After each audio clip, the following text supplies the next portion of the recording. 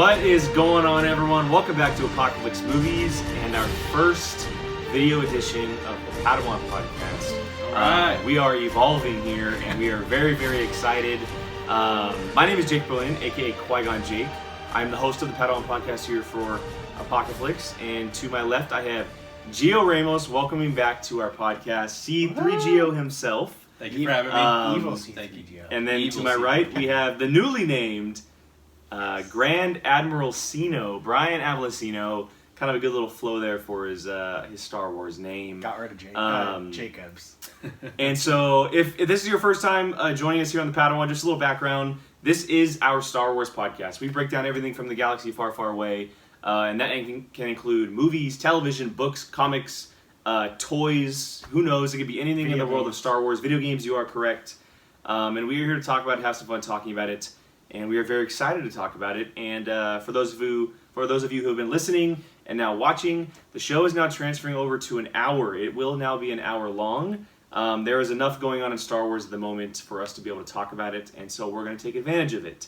And today we have a good lineup of stuff to talk about, and that begins with the news that, or not confirmed news, but rumors at the moment that the brand new Rise of Skywalker trailer will be debuting on Monday Night Football on October 21st. Something we expected, but we got a date reveal. Not a lot of people are expecting the 14th. They are expecting the 21st, and we are very excited. And we're going to plan on doing a group reaction to that, watch some football together, put up the camera, do a little reaction. It'll be really, really cool. The first time ever doing it. But guys, Not with the this group many one. people. Well, a group one. You and yeah. I did it. We did the Last Jedi, That was but so we have fun. not done the five of us a group reaction together yet. Yeah. Gio, I mean, what do you think, man? The new Rise of Skywalker trailer, are you looking forward to it? What do you expect? Yeah, I mean, I think their decision to do it 4 years ago on Monday Night Football for The Force Awakens was a brilliant move. I mean, Star Wars doesn't need, any help as far as, attracting viewers. It's, up there with Harry Potter as the biggest, fandom out there. And I think it's going to be special. I hope I can watch it live. I hope I'm not working. Oh, I will man. let you know. But if I have to, I will be behind my hotel lobby desk, just like, Just have like a Well, cut corner. Yeah, we're gonna try. Well, maybe I'll Photoshop you in the corner of the reaction. There you go. Find a way to put you in there with the five of us. Yeah, I mean, this trailer is gonna be wild. Mm-hmm. It's gonna be wild because the trailers haven't really revealed the whole lot. Obviously, the whole double-bladed lightsaber thing with Rey is the biggest thing we've gotten to this point, but that could very well be a fake shot or a vision that doesn't really mean anything at the end of it. This trailer is most likely going to give us everything they can give us that doesn't spoil anything, and it's going to be absolutely mind-blowing, in my opinion. I cannot wait. I heard when we first started hearing the rumblings that this was going to happen, the one thing that I caught more than anything out of it was someone had said that it's the darkest Star Wars trailer ever. I have no doubt. I mean, Palpatine's coming back. We know what Kylo's capable of. Mm-hmm. The First Order's on the rise a little bit. I mean, there's some dark stuff going on in Star Wars right now. I cannot wait. It's going to be wild. Do we think that Palpatine is going to be the main voiceover? Do you think he'll be the main voiceover? Or maybe the end of the trailer like he was last time? Or do you think he'll save him a little bit? Him or Kylo Ren. I wouldn't mind. Yeah, we haven't heard Ren. Kylo speak at all. We haven't heard him We've at heard all. Luke, right? We have heard Luke. We have heard Luke. Heard Luke, heard Palpatine. We haven't heard Rey speak. Have we? If it is, it was for like a second. I think it was just her breathing in the first trailer, right? Yeah, maybe. It has to be Palpatine. If you say that or that you've heard it's one of the darker trailers or darkest trailers of Star Wars, it has to be Palpatine. Yeah, I don't know. Kylo Ren has been all quiet up until Which this is a point. good thing. They're not spoiling anything. Supreme Leader. Supreme Leader Kylo Ren. You are correct. I forgot. I was at Target and saw the toy Supreme Leader Yeah. Kylo Ren, and I Yeah. was like, "Oh, I forgot about that." So, if it's him just talking like evil stuff, oh, I'll love it. It's gonna be wild. Love it. Either way, it's gonna be absolutely wild. If you didn't hear that it was a dark trailer, what are the chances that they would have gone something lighter to like really excite fans with like Leia? Like Leia doing some kind of voiceover. I can't imagine it. I think their only intention with this last installment is to give her a proper send off they have limited footage. They don't want to do too much, I think. So I think if you limit what you do with Leia and, you know, kind of send her off, I think it's the best way to go. I mean, I agree. From what I've seen enough to be confident with the Leia stuff. Like, I kind of don't even want to see anymore. From that first trailer I saw. The shots that we see are just so emotional. And They're so emotional. they literally look like she did them. Yeah. Like, and Yeah. it's wild. JJ's a magician, man. He found a way. I cannot wait. for Found a this way. trailer. Will this be the final trailer? It better be. It will be the final main trailer. They'll do an international trailer, and then they'll do TV spots. TV spots, yeah. Yeah, they'll do. That's typically what they do. They typically drop an international trailer like a week after this main one for everybody overseas and everything, and then they'll do probably like 10 to 12 to 15 TV spots through its run. But I wouldn't be surprised if those TV spots are all very similar, because I mean we saw what Endgame did. There was a lot of TV spots that were very similar, using the same footage over and over again. Would not be surprised if they're doing the same thing with this, because it is the last of the Skywalker saga. Yeah. It's a big one. So, but let's move on to our first real main topic. And our first two things are going to cover some stuff that happened last week before we shot, or that happened right after we shot our most recent Padawan. And this one has to do with Deborah Chow, who directed 2 episodes of The Mandalorian. And she's also done stuff like Jessica Jones, Breaking Bad, and some other things in TV as well. And she has officially been hired to direct the OBI-WAN series, and not just an episode or 2. She's doing the entire series. And that news dropped last week, and this is what Kathleen Kennedy said, if you have not heard it already. We really wanted to select a director who is able to explore both the quiet determination and rich mystique of Obi-Wan in a way that folds seamlessly into the Star Wars saga. Based on her phenomenal work developing our characters in The Mandalorian, I'm absolutely confident Deborah is the right director to tell this story. Now, I really like this choice. I really do. I mean, I think that what she's done with certain properties in the past has been pretty strong. And for Lucasfilm to give her an entire series bodes really well for not just her, but her work on The Mandalorian. It's Obi-Wan. And it's Obi-Wan, which is a big thing. Yeah. And you have to, because more than likely, this is the only time we'll ever see this character again. There's only so much time you can play with him, right? You can only tell so many stories within that time gap. And so I'm guessing this is going to be some kind of exclusive limited series. And to give her the 6 or 8 episodes that they're using, that's big time for her. You think that they're only going to do 6 to 8 episodes? I do. It'll be a 6 to 8 hour movie, guaranteed. And that's it? Yep, guaranteed. No. I'll put my money on it right now. I'm talking about Disney now. I'll put my money on it right now. There's no way they do 2 or 3 seasons of this. See, now it's funny because I was literally about to say, I bet you they'll do 2 or 3 seasons of it. There's only so much you can tell. But That's first of all, I mean, lot. Deborah Chow, let's stay on track. She's for a little perfect. bit. Stay on target. I mean, she's perfect for it. Her track record speaks for herself, and I mean,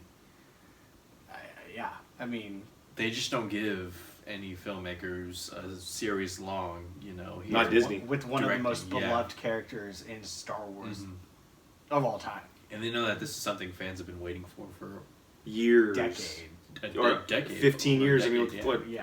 That was, 2005 was the last time At we saw least, him? Yeah, 2005. Yeah, I mean, it's pretty cool. I mean, she's very talented, and I just can't wait to see what she tells. And I think the episodes from The Mandalorian are going to be very telling type of style she tells. Obviously, it'll be a little bit different from what Obi-Wan is, but I think watching her episodes, because she did 2 of them on The Mandalorian, will give us a chance to really kind of see what she can do in Star Wars, and maybe we'll be able to tell a little bit farther as what she's able to do. Why should that be the 2 episodes that really stand out? And it's like, okay, know. now I know why. I wouldn't be she's- surprised if that's the case if they gave her this. That'd be Right? wild for her to be the standout with all the other. Taika, Rick Famuyiwa, Bryce Dallas Howard. You have, Dave Filoni did some. I mean, the list is ridiculous, and she's the one that got Obi-Wan. Man, that's pretty big. That is pretty big. And not just a couple episodes or something. The whole series. Yeah, The whole series. 6 to 8 episodes. Yeah. I can't imagine Obi-Wan having much dialogue, at least in the early on in his series, you know, given what he's been through, what the time that he's living in, you know. He's a hermit. It'll be very performance, you know, non-vocal heavy performance, and He's gonna maybe she's the with type. a lot of people. Or maybe the series is a lead up to him being a hermit, and whatever happens in these episodes is why he essentially puts everything down and becomes Ben Kenobi. Like, maybe his name transforms through the series and he officially goes from Obi-Wan to Ben Kenobi, and we kind of get that little gap right there. Because it takes place 8 years after Revenge of the Sith. I got a feeling he tries to do something and it goes terribly wrong. Exactly. And, yeah. 2 questions. 1, do we see a young Luke? Yes. If you do, Slightly? it's going to be like him playing from behind. You're never going to see his face. So that leads into my second question, which is almost a lock. Joel Edgerton back. Yeah. Gonna happen, right? It has to. Right? Which It means has to. a young Luke's probably gonna happen. Because Uncle Ben did not like Well, and Obi-Wan. we don't know what happened there. Exactly. We don't know why they don't like each other. And This is probably gonna tell that. That has to be a story that's told. Yeah. Because he specifically was like, that old kook or whatever in the thing, like, he was not nice about him. So there's... Maybe they go on some kind of adventure together. Dude, Yes. Edgerton something has and to McGregor? happen. Yeah. Dude. It'd be dope. Because it'd be perfect. Because, Like a buddy cop series. when he gave him Luke, they seemed like they were just like, oh, thank you. They were Like, cordial towards each other. Yeah. the old Ben and that whole thing, he did not sound like he was happy with him, did not like him. Well, Obi-Wan, I think in the beginning didn't trust him. You know, his hand gestures said it all. He's just like, I don't know. Like, I'm going to watch closely. You know, Yoda, one of his last wishes was for me to watch the boy. Maybe he doesn't agree with it. What do we know about Obi-Wan? He didn't agree with his former master, Qui-Gon's, decisions. And so he's always been the type where even with Anakin, he was always hesitant about, trusting people and their decisions, so I don't know, maybe I'm reading too much into it. It's going to be so cool to see those two back, though. 15 years later. Please bring Liam Neeson in somehow. Oh, he's 100%. Don't even get me started. He's 100% Don't start happy. with him. It's 100% happening. He gets riled. I will when put you so start much with money on this that it's actually happening. It's 100% Can happening. you imagine just the day we're watching it and all of a sudden just Force Ghost Qui-Gon just... Yeah, we're definitely gonna do some like Mandalorian watch-alongs or Obi-Wan watch-alongs, and what if they like don't even reveal that he's actually in the show, and then all of a sudden you just hear his voice, and it never even comes out that he's in the show. It won't happen in this day and age. It will never happen. Someone will get a hold of it, but could you imagine? Because realistically, he doesn't have to be on set. It's just voiceover. You don't think I think they'll put him in a ghost. You don't think a hologram? Yeah, it'll be like a hologram, like a Force Ghost. Like Force Ghost. He doesn't technically have to be there. They could motion capture his ghost movement. Possibly, depending on how they do Yoda that. was. He literally was moving and then sat down on the wall that's true. and stuff. That's true. It'd be very interesting.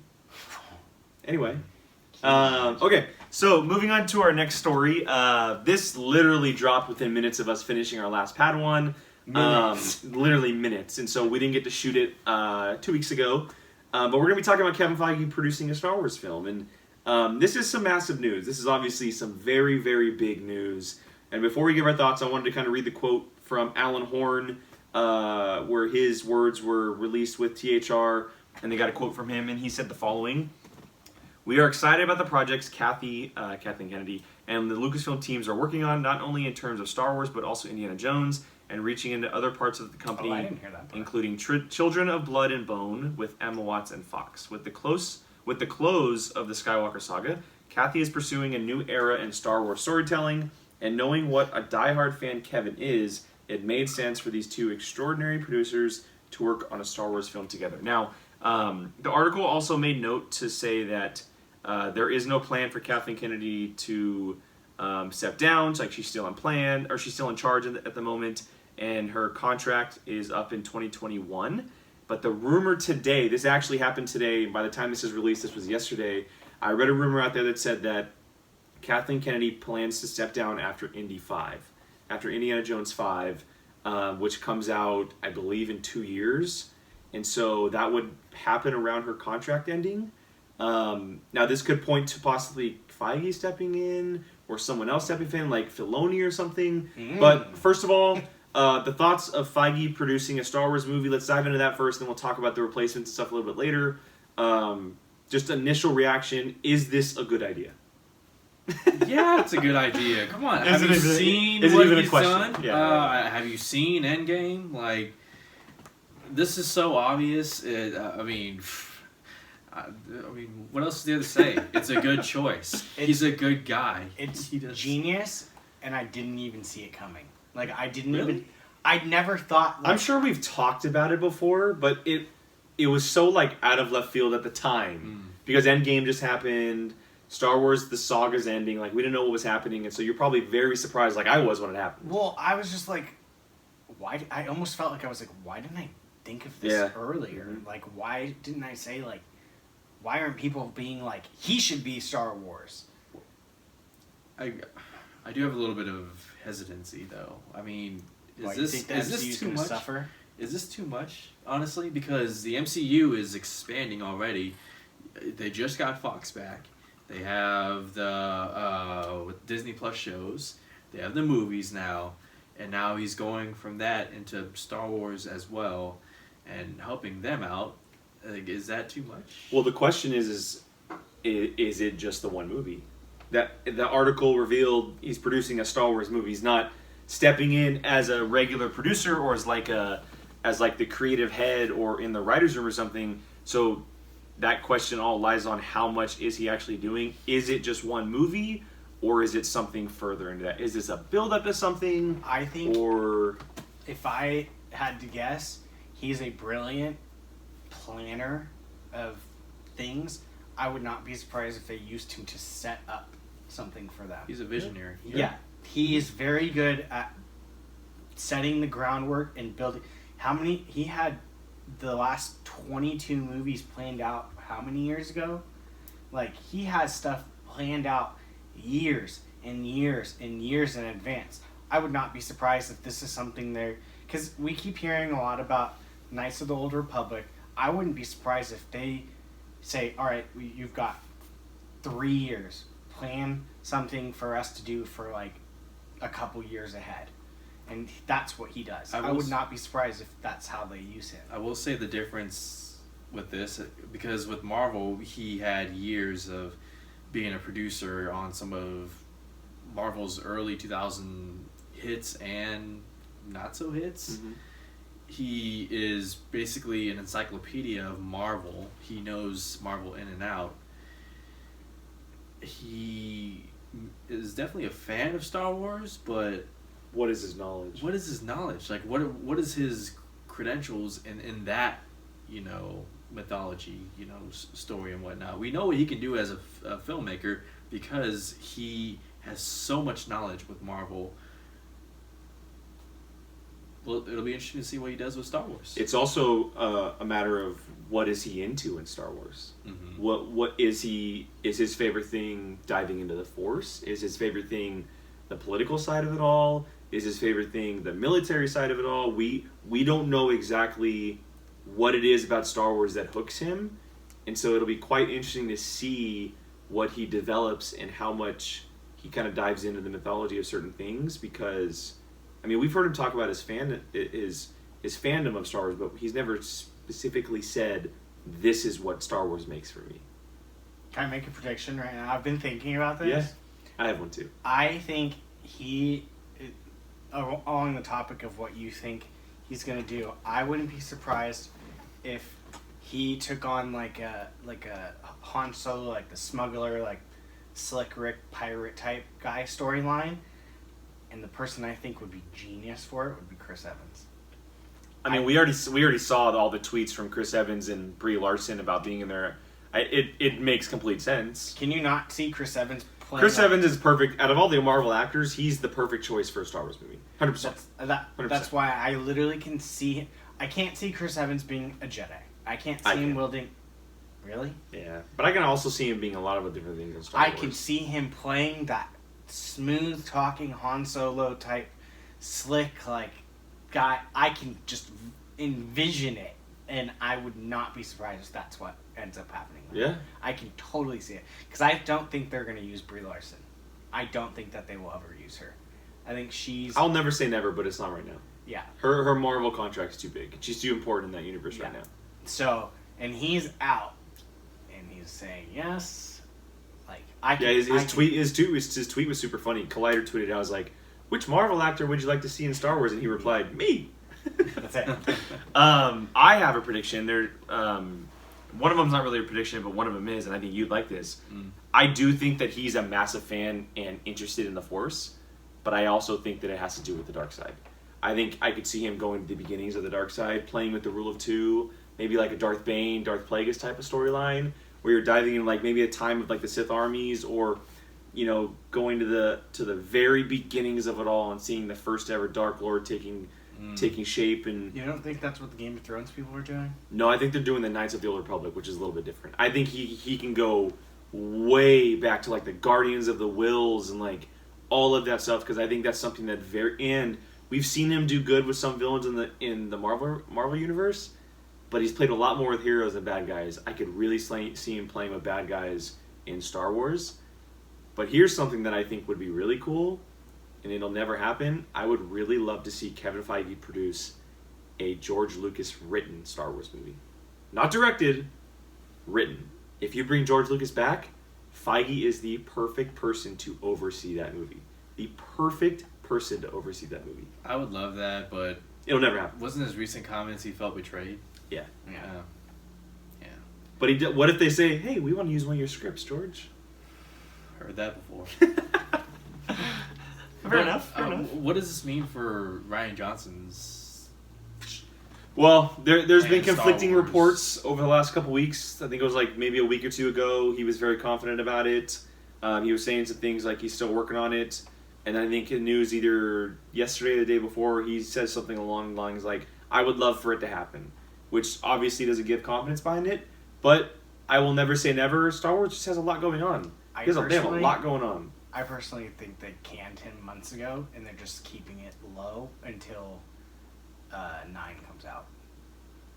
Possibly. And then afterwards. And afterwards, they're like, no, we're not going to do this. Well, and the big thing is we have to keep in mind that that Benioff and Weiss, they're doing their 3 movies. They're developing them. They're not directing them at the moment. They're developing them, and those are coming out 2022, 24, and 26. And so it wouldn't be until at least like 28, 30 that we would see a Rian Johnson Star Wars movie. So they very much could still happen. Or maybe he has a story that's great for a Star Wars television show. I could see that. You never know. I mean, he's done television in the past. He worked on Breaking Bad. He has one of the all-time greatest Breaking Bad episodes, and so I could definitely. They're giving it money like a movie, right? I mean, he can split his idea up into 6 or 8 episodes or however many. So I could see that happening as well. But I definitely think that he's not done with Star Wars. Personally, I don't think he's done with Star Wars. No, I don't think he's done, but just a matter of when. I think he's done. Fair enough. But we all think Kevin Feige is a good sign, yeah? I mean, it's a good sign for Kevin Feige. Maybe Lucasfilm was like, we have all this material, we need somebody to help guide it, and they're like, oh, Kevin, hey, you busy? No, Endgame just came out. We need you over here. That's we what got I think. All these characters, all these stories. We need you to create a timeline. That's on exactly what I think is happening. So the next step of this comment or this reveal is the Kathleen Kennedy stuff. If she is in fact going to step down, do you think there's a possibility of Feige stepping in for her? They need to make it Dave Filoni. They need to. I think they need to make it somebody else. Because Feige's contract is... Well, we don't know. We no don't idea, know. Yeah. Is this a grooming process for him? No, he needs to stay on top of Marvel, and then he could help them out. No, he could do both. Not be the runners of Marvel and Star Wars. That's too much. I think Marvel needs him more because... As you're starting to see, they're going deeper and deeper into their character vault, and who knows the character vault of Marvel better than Kevin Feige?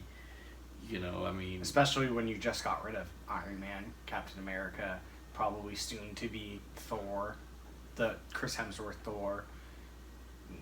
You're bringing in all these other characters. You're starting to bring in Shang-Chi and all these other ones. Who knows those characters? Exactly.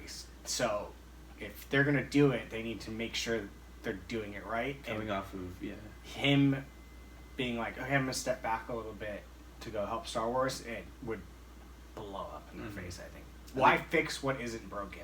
Yeah, I think they need him now more than ever. Yeah. Not Don't you that think he's gonna have to move on at some point though? No. I think if, he'll have if he wants to, yeah. he'll move on when they're done with the MCU. Which, I mean, who knows when that is?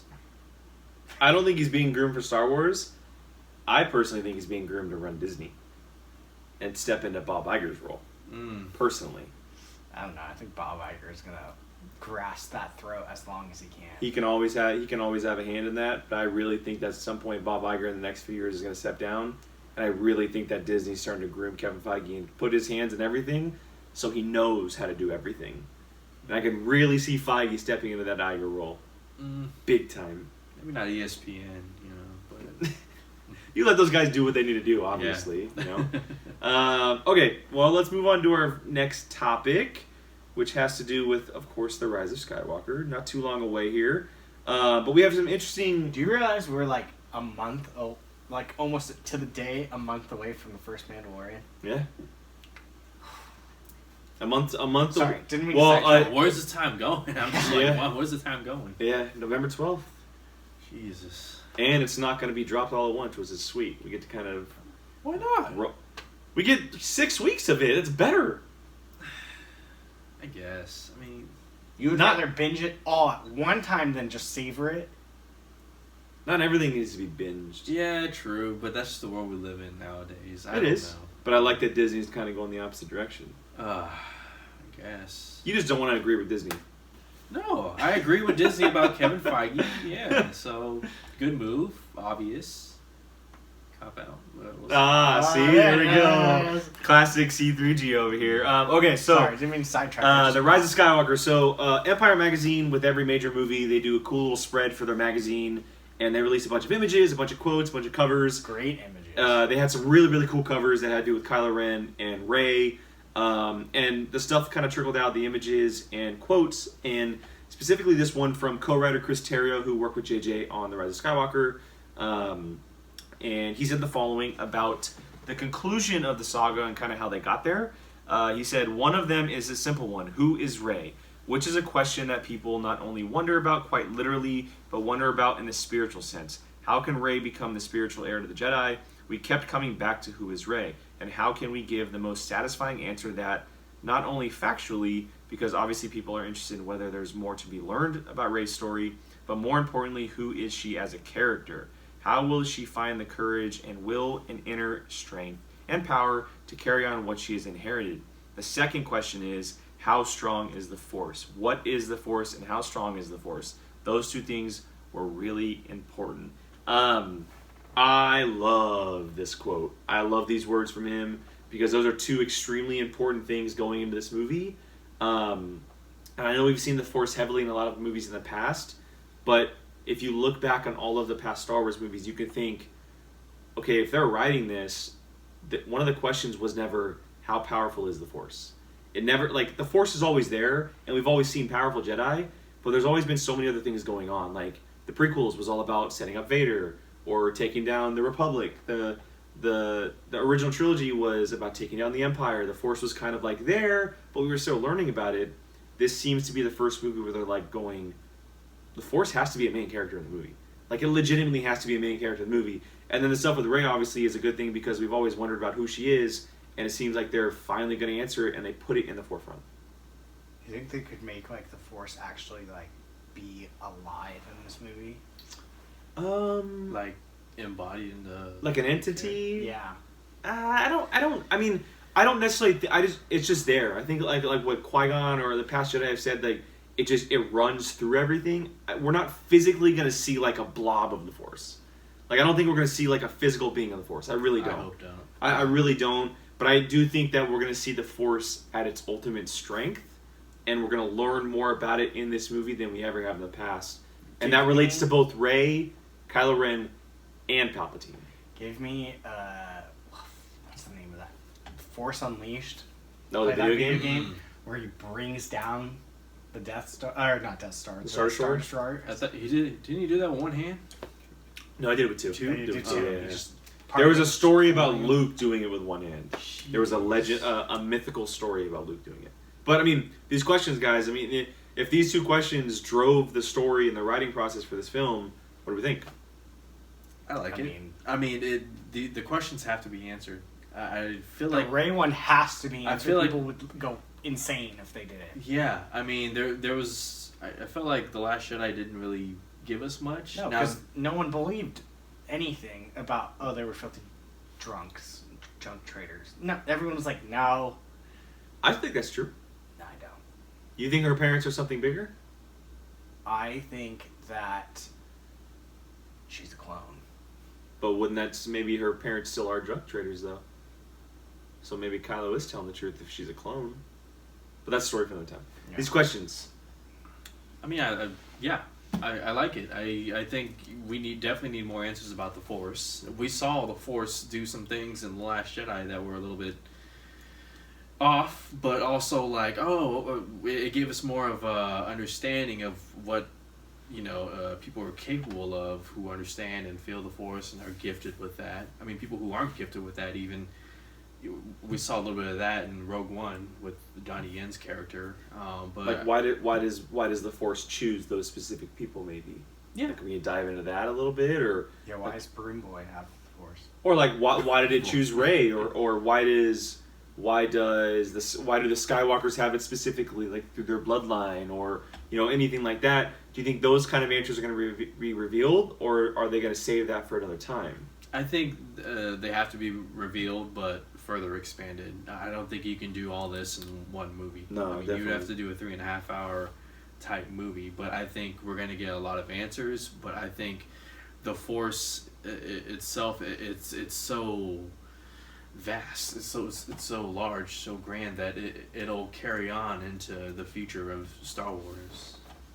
Yeah, I mean, you said it all. To me, honestly, the thing that I'm more probably interested is the Rey stuff, because that has bugged me since the beginning, and I think that's kind of like the driving force of the last two movies is, who is this person?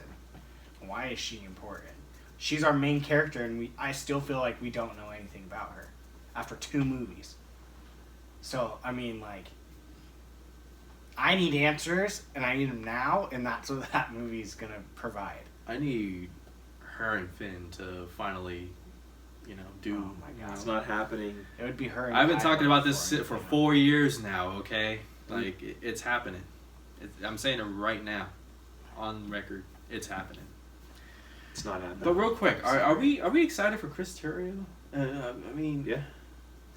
You have a bad taste in your mouth because he dealt with Justice League and Batman v Superman. yeah. Well, I thought he did some good with Batman v Superman, but We know Jesus that Christ. Justice League got shattered by everyone. It got shattered, but it wasn't just him. It got picked apart by every single person. Yeah. Okay. It was a mixture of Whedon and Snyder and Terrio and Warner Brothers and DC and like all of these people involved. I mean, we have to go back to what Terrio, the movie that got him started, Argo. Argo. Yes. That film is incredible. Brilliant. From a script standpoint, it is so amazing. And JJ may not be the strongest script writer, but you attach Terrio to him and they co-wrote this. Psh, I really think it's going to be one of the best scripts in Star Wars. I really do. This one? Yeah. I think so. Script-wise, it better be if it's the very last of the I know that Skywalker. Kasdan is great, and I do think that The Empire Strikes Back will always hold that pedestal for me. It'll always be up there for me, but I really think that this one could challenge it in a way that no movie has in the You past. think Kasdan had any card? I'm sure they called him like consultant or something like that. Yeah. Yeah. I definitely think that at some point they gave him a call, or he was in the room with them, saying, or like maybe Kasdan has a connection to a certain character like he did Han Solo, and he's like, and they called him, he's like, what would he do in this situation? And they gave him a pointer, you know what I mean? And I wouldn't be surprised if they did that with someone like George Lucas too. I think they had to, given this is the last Skywalker saga film. Bring everyone in. Endgame it. Everyone come in. Exactly. Use the people of the past. Dave Filoni maybe even had some say in there, or a Jon Favreau possibly, because he's directed big budget movies in the past. Like, I wouldn't be surprised if they called some big names and guys who have been there before to kind of get some words of advice. So. Okay, so moving on to our last story of the day is a good one, and it's an interesting one, and it's all about the Knights of Ren. And this was a tweet that was put out from Molly Damon, and Molly Damon is the wife of Alex Damon, who they both run the YouTube channel Star Wars Explained, one of the greatest YouTube channels out there for Star Wars. He's the champion in the Schmodown. He's this genius of a guy for Star Wars. They both literal they both run it together, and she posted this tweet about the Knights of Ren from some text that she got, and basically the image, which I will put up on the screen, it says that the Knights of Ren's faces and identities will be mysteries by the end of the film. We will not know who they are as far as names go. We will not know what they look like. I'm sure we will get some kind of answers for them, obviously, because they're in the movie. And we're going to find out why they are connected with the Kylo or what their connection is. But how do we feel about them being kept in secret, essentially, even though that we are going to be seeing them in the movie? So it just continues the trend that there were no one? They could be someone. They're going to reveal some things. It all depends on how they tie into the movie, like you said, how they tie into Kylo Ren. But if we don't know anything about them as far as species or who they are, why are we gonna care about them? It all depends, and I say that saying also that it all depends on how they tie into Kylo, right, and to the Knights of Ren. Like who are they? You know, if they're just faceless warriors, then that's not much to go off of. But if they have some fascinating history tied to Kylo, tied to the dark side, then I think there's something that could be explored beyond Episode 9. So I know that he has a name, but this is very similar to what they did with Boba Fett, not giving him a face. I know that he has a name, I get it, but they could very much give them a backstory about the Knights of Ren, right? You know, why is their name Ren?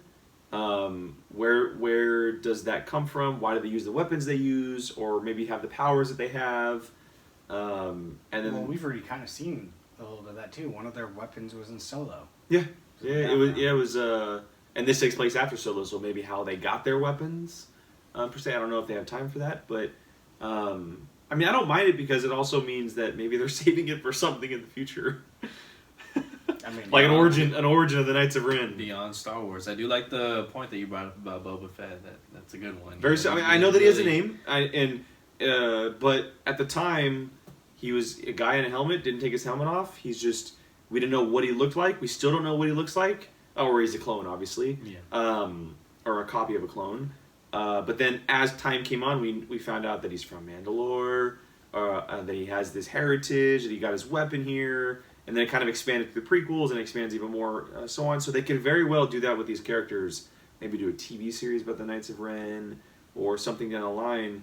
And I do believe that they're probably keeping this secret because of that reason. Probably. I don't have a problem with it. I'm kind of with you a little bit with, like, if they have, like, history, I'm fine with it. But, like, these guys, the Praetorian Guards, were some of my favorite characters. They were badass. They were not used as much as they should have been, but, we knew enough about them to love them. Yeah, I loved them. They were their scene in the movie was the best scene in the whole entire movie. So, that could be the same exact situation for this. Like, if they're used right, I don't give a crap. Like, as long as it's used right and they're not just stupid, like, side characters. Throwaway. Yeah, because we saw them in the first movie and everyone's like, who are they? Like, as long as it's not like that, that's fine with me. Do we expect to see them a lot? We have to. I was expecting to see them in The Last Jedi, but I think they're going to do his bidding. Kylo Ren's bidding. Like, he's going to go send them off. I wouldn't be surprised if, like, at some point they kind of, like, split up for a little bit and, like, they run into the certain ones at certain places. I'll make a prediction. I think the movie opens with them.